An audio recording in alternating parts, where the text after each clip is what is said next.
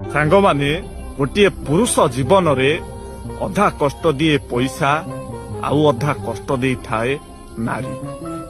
ତେଣୁ ଏସବୁରୁ ମୁକ୍ତି ପାଇବାକୁ ହେଲେ ଆପଣଙ୍କୁ ପ୍ରଥମେ ପଇସା ରୋଜଗାର କରିବାକୁ ପଡ଼ିବ। କାହିଁକି ନା ଆପଣଙ୍କ ପାଖରେ ପଇସା ଥିଲେ ଆପଣ ଗୋଟିଏ ସ୍ତ୍ରୀର ଭଲ ସ୍ୱାମୀ ହୋଇପାରିବେ, ପିଲାମାନଙ୍କର ଭଲ ବାପା ହୋଇପାରିବେ, ଭଉଣୀର ଭଲ ଭାଇଟିଏ ହେଇପାରିବେ, ଆଉ ବାପା ମାଙ୍କର ଭଲ ପୁଅଟିଏ ବି ହେଇପାରିବେ।